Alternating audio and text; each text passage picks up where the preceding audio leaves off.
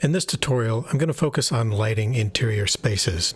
You should already be comfortable navigating the sandbox environment and using FlowGraph for visual scripting. If you're brand new to the engine, please download our beginner's course from the Marketplace or watch it on our YouTube channel. I'm going to be working in CRYENGINE 5.5.2 with the free GameSDK Sample Project just to give us some assets to play with. You can just as easily use your own buildings, furniture, props, and characters if you've already started building a level. I'm going to hit the main technical points of using the lighting tools, but I'm going to focus more on the philosophical reasons, the how and why you ultimately light a space. Technically, this tutorial is aimed at people who are comfortable with the sandbox, but are really getting started with lighting. So what I have here is a pretty straightforward level. Just to keep things a little more visually interesting, I've imported a height map that I created in World Creator, which I highly recommend if you're interested in creating believable terrain with real erosion patterns and that sort of thing.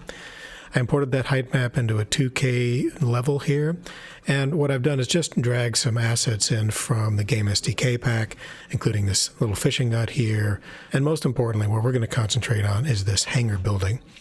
And just to keep things interesting, I populated the inside of this with some of our vehicles, a couple of Humvees, the SWAT van, and the tank. And I've also gone ahead and inserted the windows and the stairs here in the back. Of course, you can barely see any of this because even on a full sunny day here, it's really, really dark inside this hangar. So often, the very first step in terms of lighting is actually just creating some kind of a work light so that you can build out an area like this. So what I'm going to do is go to Create Object, Components, Lights, and I'm just going to bring in a point light. And I'm going to kind of drag it up. And over here under Properties, I'm going to make it quite a bit brighter. I don't know, maybe 50, something like that. That's your brightness setting. And you can see that it has a natural fall off from the center point out to the edges of this sphere. So this makes an okay work light. I could move it around, if I needed to. But if I really want to just see as clearly as possible everything inside a big space like this, the fall off isn't really helping me. If fall off is not a concept that you're familiar with, I'm going to explain it very simply. All electromagnetic energy dissipates or gets weaker over distance. So that includes sound waves and that includes light. So as we move away from the bulb, the virtual source, the light gets weaker and weaker. Now, in reality, in real life, light falls off exponentially. So the brightness equals the inverse square of the distance. So in other words, you get a graph like this rather than falling off linearly. And by falling off, we just mean diminishing in brightness.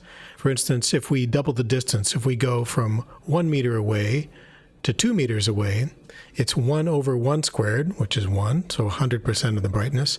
And then when we get to 2 meters, it's 1 over 2 squared, so that's 1/4 of the brightness.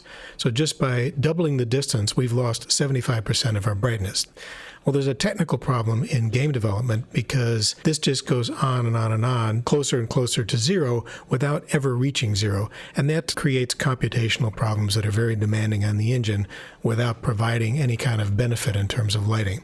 So what CRYENGINE does internally is switch from physically correct nonlinear falloff to linear falloff, starting at 80% of your radius setting. That ensures that we reach a zero value once we reach 100% of the radius. But in this case, the fall-off isn't really helping in terms of just being a work light. I could try and position the sun so it shines in through the front or through the windows a bit more, but that's not particularly helpful in terms of my level design. I just need a simple way to light this very evenly. So this introduces an important concept about the light entities. So we have radius here, which is how far that light is going to reach, how far away we can see the light. We can set the color of the light if we wanted to do something funky. And very importantly, we can determine whether it casts shadows. So if we want believable shadows, we'll come back to that later. But what we're interested in right now is this thing called attenuation bulb size. Normally, this should match the physical size of the actual light bulb or the light fixture because the fall off is not going to take place inside that space.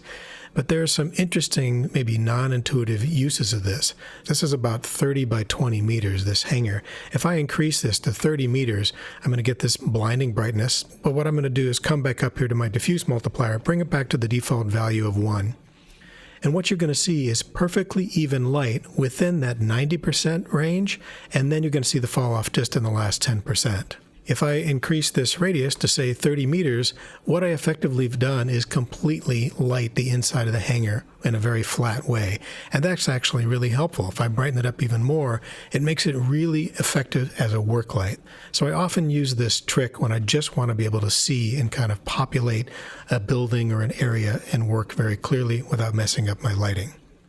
So now my question for you is, would you want to light your game this way? Well, first of all, there's a problem in that it's not realistic because there are no shadows. So the first thing we want to do is come here and understand how this minimum shadow graphics property works. So what this refers to is the objects that are going to cast shadows and what their spec is set to. It's not the light itself. So it says anything that has at least a medium shadow designation will cast a shadow. Or if you only want very selective objects to cast shadows, because shadows are expensive to calculate, you could say only very high. And you can see in this case that these vehicles are not set to very high. They're set to medium. So that tells you something about how the people at Crytek thought it was wise to design these particular vehicles. So if they're in the distance or in the situation where we don't care about rendering their shadows, we could use this and make this light very selectively cast shadows. If you want to be sure that it casts shadows on everything, you want to go ahead and use low. That's the most expensive option, but also that's going to be the most realistic. Again, to use it as a work light, I'd probably go with this. But to start to see what it might look like as an actual game design light, I could start to go ahead and turn on these shadows, maybe play with the color, etc. Now, of course, I wouldn't use this attenuation bulb size in this weird way for an actual game design because it's not realistic. So my question again is, do you like the way this looks? The light is omnidirectional. Light goes off in every direction. I could certainly change the height of it. I could kind of rig it up in the ceiling. I could build a fixture for it so it's sort of hanging up there like lamps hanging from the ceiling. But if we go ahead and look at figures, for instance, human beings' eye sockets are recessed in their skull. So the first thing that's going to happen with anything vaguely human is their eyes are going to disappear into dark shadows. And this kind of top lighting effect is not the greatest way to sort of see the shape and model and textures of your objects. It's just not the most attractive light in the world. It also happens to be the default in CryEngine in the environment editor. So by default, we start off at high noon at the equator, and that'll give you that same sort of top light effect. So the first question you have to ask yourself is, what is the feeling that you want to give your game? And this is a super cheerful, bright children's game world. You might want to have light everywhere. You might not even want to have shadows. Maybe you're trying to simulate 2D using CryEngine. Anything is possible. Obviously, in game design, we can build almost anything. We can build a very human-derived world. We could build something that's completely fantastical. But I think it's interesting to ask yourself, why would lights be put where they are? Who would put them there? Do they need to be maintained? Do we care about that sort of realism? Since we're looking at a building that's built for human scale by human beings, I'm going to rig it according to how maybe an architect or an interior designer might do it as our first stage, and then think about whether there's ways we can make that more specific to the game design that we're interested in. This work light that I've got here is just too general. Realistically, there wouldn't be one light that we would use to light such a huge space. It's just very unlikely to happen. But we could use this as the basis for starting off. So maybe we do something like this and we say we're going to maybe rig 3 or 4 across, or maybe one between each rafter. There would be some kind of physical light fixture, and you can see that if we literally put the light up here close to the rafters so it doesn't have to dangle down so far, then we start to get these heavy shadows from the rafters. Architects and interior designers think about the psychological impact of these kinds of things on human beings, the people that are going to occupy these actual spaces, as well as what is practical. What are we going to be doing in this space? Are we going to need bright light to repair vehicles? What actually is going to be happening in here? Chances are no one light or even a small set of lights is going to take care of all the jobs that we needed to do. But for general lighting, it's very common to hang lights from the ceiling. But with such a high ceiling space, by the time those lights reach the floor down here, we've lost a tremendous amount of power. So we're kind of wasting electricity for starters. Also, we have these heavy shadows. So maybe the next thing we do is think about bringing these down a bit closer to the actual surface that it needs to illuminate. We don't really care about lighting the ceiling. That would mean a long cable, but another thing that you could think about in terms of realism is somebody's got to maintain these lights, and that means occasionally changing a blown-out bulb. And if you have to get a ladder that's 30 feet high or 10 meters high and get up here, it's expensive, it's dangerous, it's not ideal. So we could copy and paste a few of these and maybe spread them around. Something like that, and now you start to see we've got a really bright sort of space. The light is still omnidirectional. I haven't started to focus it in any particular direction. We get these sort of multiple shadows going on, and it feels very utilitarian to my eye. It does the job, but it doesn't really set much of a mood unless utilitarian is the mood that you're going for. So one of the first things that I can do to shape this light, if I don't really care about lighting the ceiling, is replace these point lights with lights that I can actually aim. So what I'm going to do is go back again to my components and my lights, and I'm going to grab what's called a projector light. And the first thing you see as you start moving the mouse around are these yellow lines that show you the current angle of dispersion of the light. That's similar to field of view for the camera entities. It's simply how wide the projected light beam is going to be. So I'm just going to hang it there. I'm going to zero this out. I'm going to use my rotation tool and rotate it on one of these axes 90 degrees so it points straight down. And then grab my move tool, maybe kind of move it to the back over this area here. An easy way to help center this, if I want to center it relative to the hanger, is of course just link it to the hanger itself. And if I've got it selected here, I'm just going to call this light 1. I can go ahead and put it dead center and zero out that unneeded rotation. Okay, so now I have my light there. It's not doing much. You can barely see it there. So I'm going to go ahead and increase the range to maybe 20 meters, and I'm going to increase the brightness quite a bit, something like that. And again, I could go back to thinking about this idea that these are hanging from cables from the ceiling, kind of as low as possible, reachable by a ladder. And now I start to get something that can start to look like a reasonable light. The next thing that I can do, other than changing the color, is change the angle of dispersion. So I could even go with a 90-degree angle and sort of spread out from the center there. But this isn't very realistic in terms of an actual light fixture. So what I'm going to do is actually use a texture. This angle will narrow the beam. I'm going to make it a bit brighter still. And what I want to do is go to Projector Options and Projected Texture.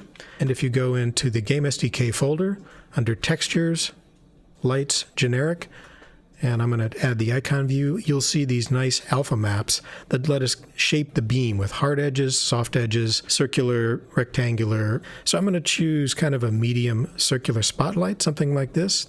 Something that may be more obvious is to choose one with a much harder edge, like this, and then this is more like a light that's aimed through a Fresnel lens. But for now, this gives me a pretty realistic kind of natural light fixture beam. And now I started to get something that's more realistic. Of course, I would add several of these, maybe something like this. And when I get over this top level, maybe move this up. You'll notice that these lights are shining right through this elevated platform, and that's simply because the default setting for light entities is not to cast shadows. Maybe turn down the brightness of these a bit. This might not be a bad time to talk about color. Color, of course, has emotional and expressive qualities. But again, if you're thinking about realism or light sources that we know, if you're not just building a fantasy world, it's useful to know about what we call color temperature, which is the actual color of the light produced by any source. Daylight changes colors dramatically depending on the mix of skylight and sunlight, how cloudy it is, how close the sun is to the horizon, etc. But there's a standard that the lighting industry agrees on, which is to call daylight 5,500 degrees Kelvin. Kelvin is just a scale that measures the color of light on the warm-cool scale. Incandescent lights are very rare these days. We also have quartz halogen lights, which burn at 3,200 degrees Kelvin, and that's a very orange color, and that's very common. Nowadays, it's very common to see LED lights, which have widely variable color. And another thing that's often used to enlight industrial spaces like this are fluorescent lights. And you can actually get those in 4 different colors, although 3 of them are more common. One of them is a green, which is 4,200 Kelvin with a big green spike. We have a warm white, which usually runs around 2,900 degrees Kelvin, a bit more orange. And more rare, you can find daylight 5,500 degree Kelvin fluorescent light bulbs. So what I'm going to do is come to this color picker and choose something that would give us something similar to a 3200 degree Kelvin light, something like that. And we start to get more of a nice juxtaposition with the blue sky out there. One thing about color theory that's useful to know is if you want something to pop, if you want it to attract the eye of your player, warm colors pop out, especially when juxtaposed against cool backgrounds. Warm colors tend to come forward, whereas cool colors tend to recede into the background. Warm colors pop out so much that we can even use a very small spot of warm yellow, orange, red area against a whole sea of a cooler color like a purple or a blue, and it will still attract the eye. But the inverse doesn't really work. A little spot of blue doesn't really pop out in a sort of sea of orange. So that starts to give us one sort of option. It's a very shadowy world that we have going on in the hangar. There's a lot of contrast. I haven't yet built any light fixtures, but the next thing I want to talk about is just dealing with contrast.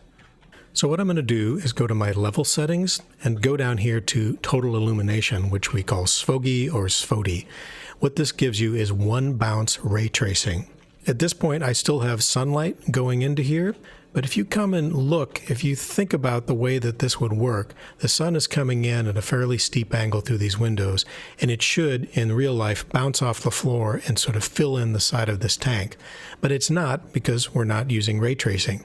Ray tracing is obviously expensive, it's a lot of extra calculations, but it adds a tremendous amount of realism to your light. Fundamentally, what it's going to do is fill in these shadows really, really nicely by starting to bounce that light around. The most basic setting that we can use here is to vary our injection multiplier. The higher this number, the more intense this bounce is going to be. And now we have a radically different feeling to our space here.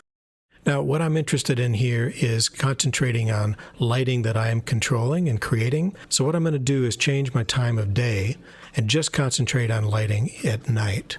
If I look out here, I'm looking for a starry sky, very kind of dark feeling. I've got my moon back there, my chickens are still running around, and all is well. So now I've got a very different world in here, and I don't know if you can tell, but SVOGI is not bouncing these lights that we added. And there's a very simple reason for that. So I'm going to select all my lights, come back to my properties, and there's two things that I need to pay attention to. First of all, they're not at all realistic because they're not casting shadows by default. So I'm going to turn that on. That helps. But if I want my SVOGI to work with them, I've got to enable it. So down here, under Global Illumination in my options, I can choose to have this calculated in a static way, which is kind of baking it in, or dynamic, or I can even hide it when the GI is on. If I go ahead down to my options here and look for skip non-GI lights, and I click that option on, all my lights seem to turn themselves off. Well, there's a very concrete reason for that. Right now, this is disabled, so when global illumination is on, these lights literally get disabled. What I want to do instead is say, calculate these lights dynamically the way that they should look using the GI. And now I start to see this nice kind of effect going on over here. However, the only thing that we're taking into consideration right now is how the inside of this hangar looks. And if this game isn't going to all take place inside this hangar, we need to take into account how these global settings are affecting the rest of the level. And if you start poking around here, you'll see that with the injection multiplier this high, we get crazy stuff like a huge moonlight bounce all the way up to the bottom of that water tower. The side of the house looks very, very bright, kind of artificial. So these settings aren't going to work for every place. So this is where your environment probes start to come in handy. So I'm going to come back in here. I'm going to kind of aim my camera out there. I'm going to turn my injection multiplier back down to sort of a reasonable level. Maybe something like that. Looks a little more realistic. And we're back to having it pretty dark in here. I'm going to add an environment probe. I'm not going to worry about the exact placement. I am going to be careful about naming it before I go too far, because when I actually generate the cube maps, there's going to be a cached TIFF file right here that's going to be derived from the name of the environment probe. What I'm going to do to position it is actually link it to the hangar just like I did the lights so that I can easily center it. And now come up here to my position and make sure this is dead center, and generally I'll put it around eye level of the player so that we get the most accurate reflections. And I don't need any kind of rotation. The next thing I need to do is make sure that this box is the same size as the hangar, or approximately the same size. So I remember correctly, it's something like this. And that's pretty close. And just to make this dramatic, I'm going to turn up the diffuse multiplier, and the first thing you'll notice is you're not seeing anything. What we need to do to actually use the environment probe is to go ahead and calculate the cube maps. I'm going to save before I do that because I haven't saved here in quite a while. This will take a minute to crunch the math. And you'll notice that now it's generating this texture called environment probe underscore hangar underscore CM cube maps. And last, since I'm using SVOGI, I also need to tell it to actually use the light probes here. So it actually looks like it's making things worse or making things less dark. That just means I need to come in here and adjust the value. If you're not seeing what you expect to see, try disabling and re-enabling the SVOGI. So I'm going to come here and try a much higher diffuse multiplier. And now I start to see quite a bit of fill light kicking in. Most specifically, what the environment probes are helping with is specular highlights. So if you look at, for instance, the windows of the Jeeps, of the vehicles, and the headlights, you're going to see this nice little pop happening even when the overall fill is quite dark. So inevitably you're going to do a lot of tweaking to get this to look exactly the way you want it, but that's the general approach to starting to get an interior space set up. Now if we look at this environment probe, it is essentially just a light. It comes from a specific direction, but it doesn't cast shadows. So you can use it just to create ambience, but because it's not realistic in terms of being shadowless, it's not a substitute for actually using light fixtures. So taking a look at this hangar space, let's think further ahead in a sort of architectural or interior design sense about how it might be practical to light this space, given that it's sort of a hangar to store planes or vehicles and work in. We do have this upstairs, and these kind of lights might work well. You see that I've placed a desk up here and this kind of thing. If we took a lamp and sort of moved it over that desk, that could start to work out nicely there. But what I want to do is change the way that this lower space is lit here. And instead of having lights coming straight from the ceiling, which is sort of generic, what I want to do is create light fixtures that are closer to the ground and hung so that they can be easily maintained, and they're closer to what we need to light, which is the stuff that's sitting in the hangar. So we could put fixtures up here. They could be bare fluorescent bulbs. They could be sconce lights, sort of fixtures that are hanging there. And what I'm going to start to do is create a fluorescent light fixture and populate this space under here, which is particularly dark. I'm going to select these two lights that are hanging over the middle, and I'm going to just delete them for now. And I'm going to go ahead and add a work light. I'm going to center that in the hangar just to make it easy for me to build my fixture. So I'm going to take my designer tool and I'm going to draw a rectangular box and build it down here on the floor of the hangar. And this is going to be the holder for some large fluorescent bulbs. I want to make it fairly flat, something like that. And then what I want to do is have a face that would be the diffusion panel in front of the fluorescent bulbs. If you wanted to build a bare bulb model, of course, you could just put some cylinders in here, and what we'll do is put a glow material on them. But I'm going to keep this very simple and go ahead and select this top polygon, select my offset tool, click towards the outer edge. This I'm going to turn my grid snap off. A little closer than that, something like that. And then what I want to do is actually grab this poly, take my move tool, and I'm going to collapse it down into the box a bit like that. And now I need to make material. So this is going to be flipped upside down. This face here is going to be my diffusion panel where the light emits, and the rest of it's going to be metal. I'm going to go ahead and save and open up my material editor, or material editor legacy, whatever you prefer. And actually I'm going to put this on the opposite side from the designer tool so I can still see it. And I'm interested in this plain blue metal, something like that, whatever you care to use. Since I want a metal material around the case on all of the surfaces except this one, I'm going to need a multi-material. So what I'm going to do is go to the metal material that I already have, and I'm going to just duplicate it, convert it to multi-material. Then I'm going to right-click on my duplicated metal material, and I'm going to say Convert to Multi-Material. So my metal ends up there. I'm going to rename this multi-material before I forget, and because it's very specific for this light fixture, I'm going to call it Fluorescent Light Fixture, Blue. Just keep it in the Materials folder. I need to add a submaterial, so I'm going to right-click on this and set number of submaterials, change that to 2. Now here's my new one, and I'm going to rename that Glow, and I guess I'll go for a specific color here. I'm going to go for the sort of industrial green color. And what I need to do is come down here to my emissive intensity and crank that up. And I'm going to set my emissive color for something a bit greenish. Maybe blue-green, something like that. And go ahead and save that. Now, there's a couple ways to do this. I'm just going to select the object, assign the whole multi-material, and I'm going to have the first material automatically assigned everywhere, which I obviously don't want. So now I need to go in, select just this polygon, select this glow material, and then go ahead and assign that. Close the designer editor, and there's my light. I'm going to go ahead and flip it upside down, 180 degrees. And I'm going to turn off my work light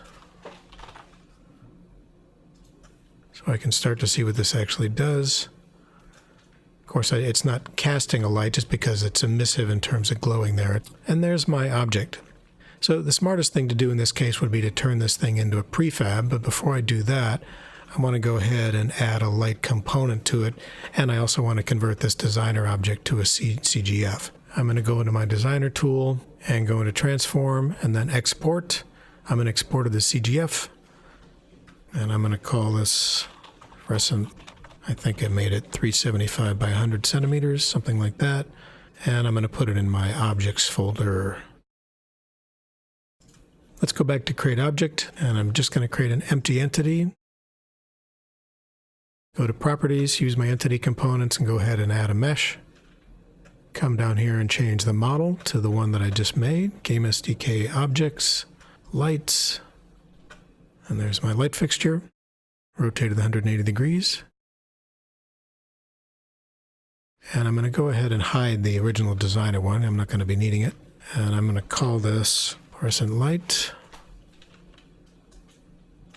And now I need to actually add a light component so that I can shine light out of this box. So I'm going to use a projector light again. I didn't think to set my pivot, which would have made more sense. First I need to rotate this so it's shining downward. Positive on the x-axis. Then I need to slide it over 50 centimeters to center it. And then slide it over like that so the light is actually centered onto the box. Okay, now all that remains is to set the brightness, whatever I want it to be, give it a color, and if I had been really smart, I would have written down that green that I had specified. I'm going to give it a larger range just in case. I do want it to cast shadows so it can be realistic, which means the actual box of the fixture is blocking it, so I need to translate this light down so it's under it, like that. And last but not least, to be a bit more realistic, you might want to go ahead and use some kind of rectangular texture for this. Projected texture, lights, generic, and what I'm interested in is not a square, but something that's more rectangular. So we have these full, half, and quarter getting skinnier and skinnier. So this is a fairly skinny light fixture. I'm going to use one of these quarter models. And how soft the edge is sort of a matter of taste, and depending on how realistic you want to be. Fluorescent lights go through frosted tubes, so they're very diffuse, and I have a diffusion panel like a milk plexiglass on top of it effectively, so it would be a pretty soft light. And there's my light fixture.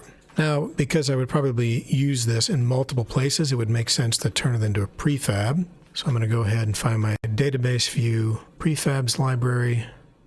And I have one that I've already started to create here that has some things in it. I had built this before, but I'm going to go ahead and make a new item in my light fixtures group. I'm going to call this again fluorescent light 375 by 100. So if I right click and say replace prefab with selected objects, now I actually have that prefab in the level and I have those objects defined as it. So I can go ahead and drag as many of these into the level as I like. Okay, so let's position them. What I'm going to do is kind of get a higher view here, give myself some working space. And what I want to do is light underneath this platform here. And I think what I'll do is actually slide it towards the front here, away from these stairs. And it kind of fits pretty neatly between these beams here. Again, it might be good to turn on the work light temporarily so I can see exactly how I'm positioning this. You see they've got a little problem in terms of the pivot, rotation, and that kind of thing, but I'm not going to worry about that for now.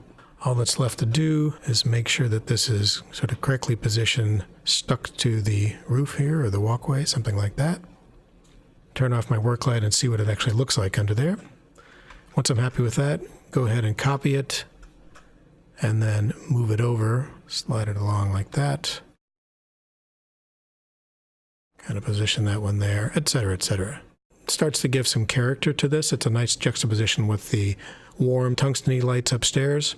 And one thing that I think I forgot to do was enable GI on these lights. So I'm going to go into my properties and open the prefab, make sure my auto update all instances is turned on. And inside that prefab, actually select the light and the light component. Make sure my shadows are on. And yeah, I forgot to turn on global illumination. So I'm going to go ahead and make this dynamic. Then go back to the prefab I had opened, select it, close, and then all of them will ultimately updated.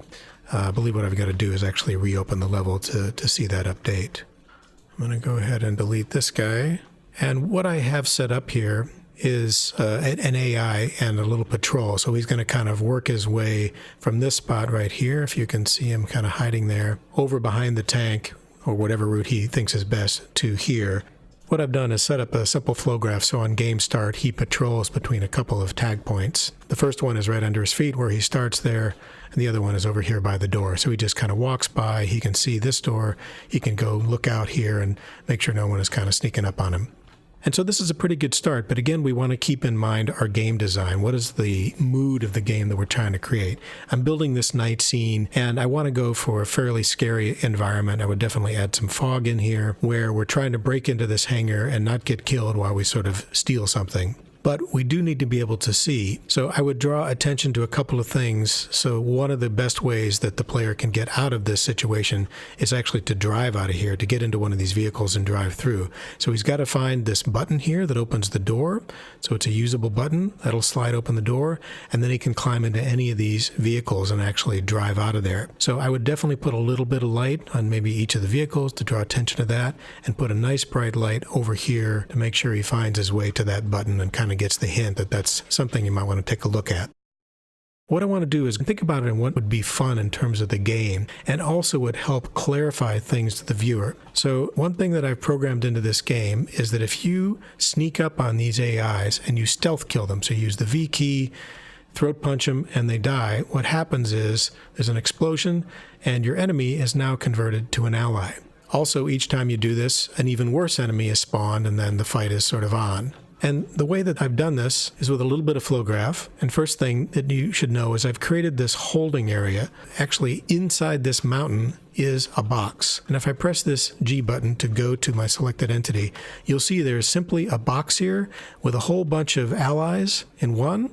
And then there's another box that's just full of enemies. And what I realized that I needed to do to keep the game clear is create some visual system so that in all the chaos of trying not to get killed and fighting with enemies, the player would understand who's who.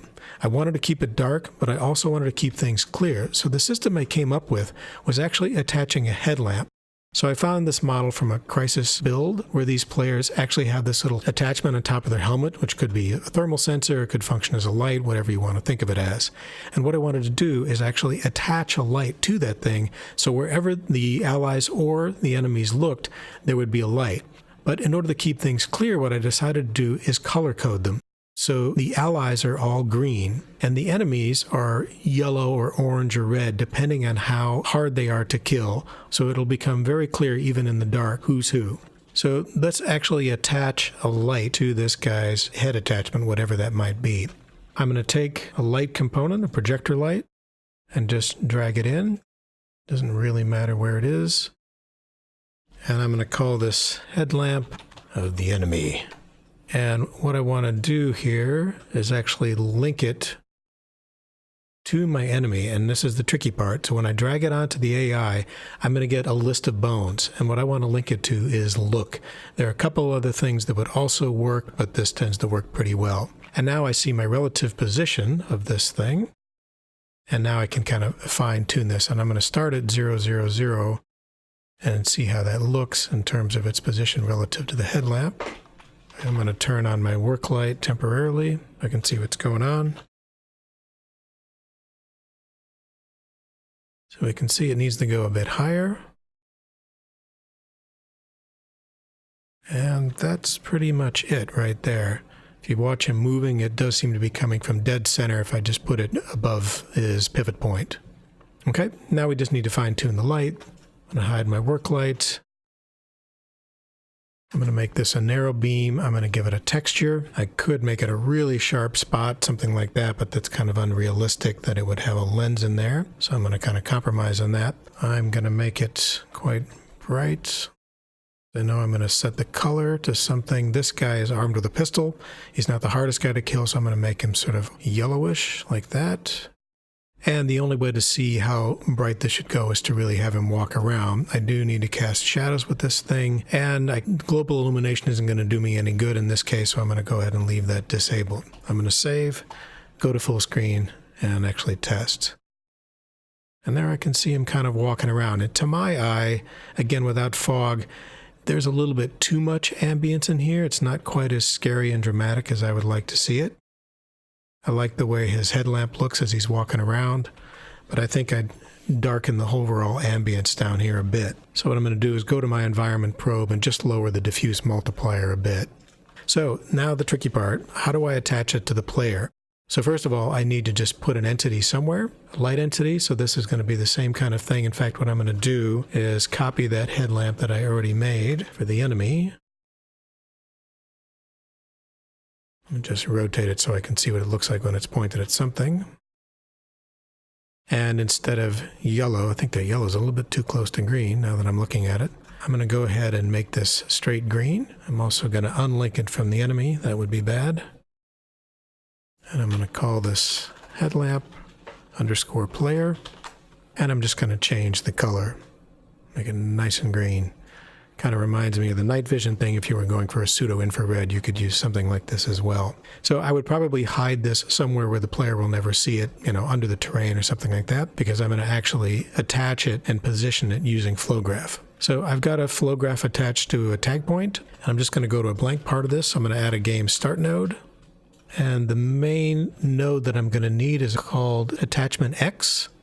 I still have my headlamp selected. So I'm going to add an entity ID and assign my headlamp to it. And that's going to be my target. I want to go ahead and attach on game start. And what I need to attach to is the player. So I'm just going to use a local player node. And that's going to be this. And that's it for the actual attachment process. And the only other thing I need to do is figure out this offset. So in this case, I'm going to try the same parameters that I did on the AI, as I am going to use a similar model. So the only other thing I need to do, just in my case, is specify the model for the player. This is not necessarily something that you would do. So I'm going to use this node called setPlayerModel. And instead of doing attach on game start, I'm going to go ahead and set that model up first, so that's ready to go. And once that's set, then I'm going to go ahead and do my attachment. And then the only other thing I need to do, forgot one important thing, I need to tell it what to attach to. Once I've got my local player mapped into here as the target, then if I go into my attachment, my joint name, double click this, I've got this little button here. This is the crucial part. I click on this and I'm going to get a list of all those bones. And this is where I actually find my look right here. I don't need to specify attachment name because it'll auto-generate one. And the only last thing I need to do in my case is specify the model. In my case, this model is a very long path and file name, but it's just another player character model. Actually, before I attach, I need to do one other thing, which is update the local player with this new model. And then once I've got that, I'm going to go ahead and attach. And there's my entire flow graph. So let's go ahead and test and see if it works. And make sure I'm not too high above the ground so I don't fall and die on the game start. Go into game. And there I can see my light going out over my gun. If I switch to the rifle, I can see that the position of the light is a little bit too far back. If I switch to third-person view with the F1 key, I can't see the entity because I can't see the helpers, but I can see in first-person view that it's lighting up the gun. So I need to slide it out a bit in front of the player. So now even when characters are far away, I can see from their light whether they're going to be friendly or not. Whether this makes your game too easy or too difficult, you'll have to decide, of course. This could also be a reward, something that you give the players for achieving certain things, that they unlock this ability to see better in the dark. So here's a very quick and rough attempt to add a bit of fog to it. First thing is that I have to go in and actually enable the volumetric fog with the volumetric fog 1. And then in the environment editor, of course, you would spend more time than I did fine-tuning these settings here. I've gone a little bit overboard just so you can see the effect. I've noticed also there's a bug in the shader right now because the glass is not rendering properly through the fog. Otherwise, let's see how it looks in game. I've taken off the player's headlamp so we can just kind of watch the action. And you start to see we got this kind of nice mood going on. I lowered the diffuse output of the environment probe a lot, so it's very dark and moody in here. A lot of fun. I'm going to sneak up on this guy and kill him so I can make a friend. And there he is. And in my flow graph code, every time you kill one of the enemies and turn them into an ally, an even worse enemy appears. So there's another guy coming in, and now things will start to get exciting.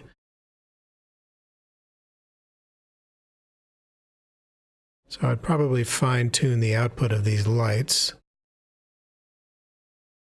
There's my confused enemy over there. I'll kill him too. Make another friend. See if we can get this battle heated up even a bit more. But you start to see how much difference this can make just with some very quick adjustments to start thinking creatively about how you want the environment to feel rather than just being illuminated. What kind of emotion, what kind of world should it suggest for the player? So here's what this can look like once you've spent a bit of time on the level.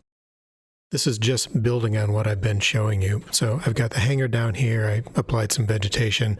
Obviously, some of these lighting settings still need work, the fog setting in particular here.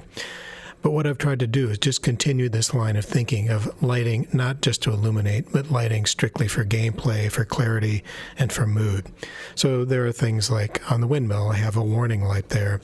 If we rotate and look around, there's a helipad down there for the helicopter with red lights as well. There are fires. There are the AIs that have their headlights attached, sweeping the area. There are street lights that each have a projector light with a texture. Obviously, I have fog volumes, volumetric fog enabled as well. And outside the hangar, I've lined some of these things with a couple of examples of light fixtures, and also some of them have textures to make a fake fog beam, which is one option. But otherwise, they're all enabled to affect volumetric fog and also interact with the GI system. I have rain turned on, and I have some lights inside the hangar. So there's an uplight on the ceiling of the hangar that doesn't cast any shadows, just as a kind of an ambience. So I'm going to go ahead and go into game mode, and you'll see that I have a kind of a blue tint to the fog. Again, this is a volumetric fog volume, so I don't have to do it to the entire level.